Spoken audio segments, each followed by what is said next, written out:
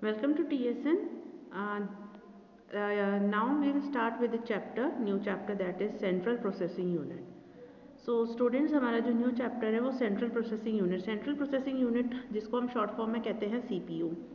अब हम इसके बारे में पढ़ेंगे कि सेंट्रल प्रोसेसिंग यूनिट जो है हमारी वर्क कैसे करती है, किस तरह से वो वर्क होती है। ठीक है, सो फर्स्ट हम देखेंगे, we know that CPU that is central processing unit is the brain of computer. हमें पता है कि CPU जो है वो ब्रेन है। ब्रेन क्यों है? क्योंकि स्टोर उसमें होता है।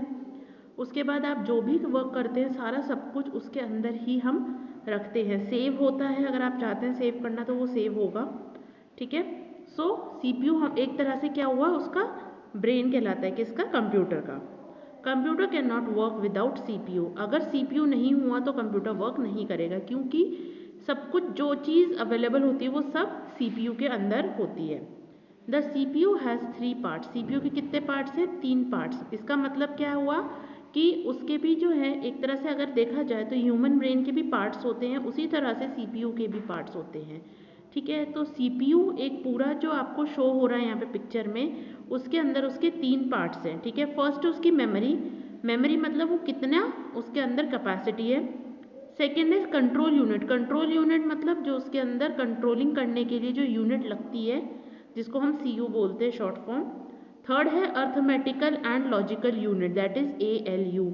Arithmetical and logical unit, arithmetical मतलब जो हमारे मैथमेटिक्स जो वर्क करते हैं वो चीज़, और लॉजिकल होते हैं ट्रू एंड फॉल्स। हमने लास्ट चैप्टर में पढ़ा था ऑपरेटर्स में, वहाँ पे आपको लॉजिकल यूनिट थी तो उसके अंदर आपको वहाँ पे शो हो रहा था कि ट्रू एंड फॉल्स जो चीज़ रहती है। ठीक है, तो कंपैरिजन करने के लिए वो लॉजिकल यूनिट को, तो ये हमारा शॉर्ट फॉर्म है ALU।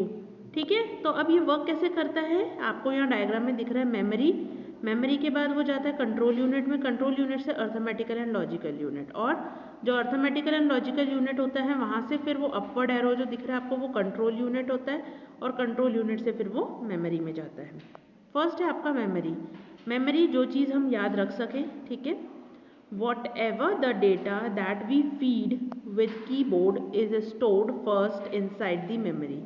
जो भी कुछ चीज़ें हम उसके अंदर किससे लिखते हैं? कीबोर्ड की हेल्प से।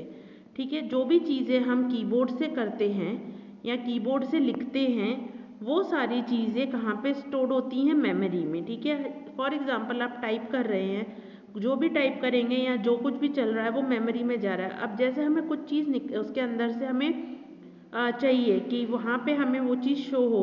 अब फॉर एग्जांपल आपने अगर कोई म्यूज़िक निकाला तो म्यूज़िक के लिए वो आपको मेमोरी में ही जाना पड़ता है, तो वो मेमोरी कहाँ पर है? CPU के अंदर रहती है। ठीक है, तो वहाँ पे हम स्टोर करते हैं। This memory keeps this data until the computer is switched off. और ये मेमोरी कब तक रखती है डेटा को? जब तक आपका कंप्यूटर स्विच ऑफ नहीं होता है। ठीक है, तो जब तक कंप्यूटर स्विच ऑफ नहीं रहेगा वो मेमोरी में वर्क करेगा, लेकिन जैसे ही कंप्यूटर स्विच ऑफ हो जाएगा वो मेमोरी में से हट जाएगा। कब तक हट जाएगा? अगर हमने स्टोर नहीं किया, इसका मतलब हमने सेव नहीं किया तो वो रिमूव हो जाएगा, लेकिन अगर हमने सेव कर रखा है डेटा को तो वो उसके अंदर रहेगा जब तक हम चाहेंगे। After the processing the results are also stored in this memory. जब प्रोसेसिंग होती है, जो भी आपका रिजल्ट होता है, प्रोसेसिंग मतलब जो चीज़ हम वर्क कर रहे हैं वो चीज़ उसके अंदर चल रही है। ठीक है, और वो स्टोर्ड होता है। स्टोर काय में होता है? हमारा मेमोरी। जो कुछ भी हम वर्क करते हैं वो सब किस में होता है? स्टोर मेमोरी के अंदर। ठीक है, कंट्रोल यूनिट आपको क्या समझ में आ रही है? कंट्रोल मतलब किसी चीज़ को हम अपने अकॉर्डिंग चलाते हैं। ठीक है, so control unit controls all the functions happening inside the CPU। Control unit में हम चीज़ों को कंट्रोल करते हैं, जो भी फंक्शंस उसके अंदर होने हैं, जो भी फंक्शंस उसके अंदर दे रहे हैं वो कंट्रोल यूनिट के अंदर फीड रहते हैं। ठीक है, तो कंट्रोल यूनिट उन फंक्शंस को अपने साथ वर्क करवाता है। जो कहाँ पे होता है वर्क? CPU के अंदर। It also controls the working of input and output devices. अब इनपुट एंड आउटपुट डिवाइसेस का मतलब क्या हुआ? इनपुट डिवाइसेस जैसे हमारा माउस हो गया, कीबोर्ड हो गया। ठीक है, तो कंट्रोल यूनिट हेल्प करता है, किसको कंट्रोल करता है? हमारे इनपुट और आउटपुट डिवाइसेस को। इनपुट हमारे डिवाइसेस जैसे हो गई हमारी माउस हो गया, हमारा जॉयस्टिक हो गया, और आपका स्कैनर हो गया, आपका माउस हो गया, ये कीबोर्ड वगैरह, ये सब हमारे इनपुट डिवाइसेज हैं, ठीक है। तो इसको कंट्रोल यूनिट कंट्रोल करती है। आउटपुट डिवाइसेस फॉर एग्जांपल हमारा मॉनिटर हो गया, हमारी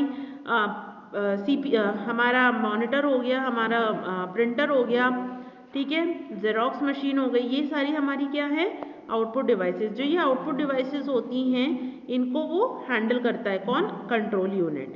थर्ड है आपका arithmetical and logical unit. Arithmetical and logical unit that is ALU। All the arithmetical and logical expressions are performed in this unit. Arithmetical और logical expressions कौन से हुए, अर्थमेटिकल ऑपरेशन वो ऑपरेशंस हैं जो हम मैथ्स में करते हैं, जैसे for example plus minus multiplication division, वो सारी चीज़ें हमारी क्या हुई, अर्थमेटिकल एक्सप्रेशंस हुए। लॉजिकल यूनिट कौन सी होती है, लॉजिकल एक्सप्रेशन जो ट्रू एंड फॉल्स। सपोज मैंने ये बोला कि 2 इज ग्रेटर देन 5 तो वो फॉल्स हुआ, अगर मैंने ये बोला 5 इज इक्वल्स टू 5 तो वो ट्रू हुआ। तो ये लॉजिकल एक्सप्रेशंस है। तो ये लॉजिकल एक्सप्रेशंस जो हम देते हैं ये सारी चीज़ें कहाँ पे परफॉर्म होती है, अर्थमेटिकल और लॉजिकल यूनिट में।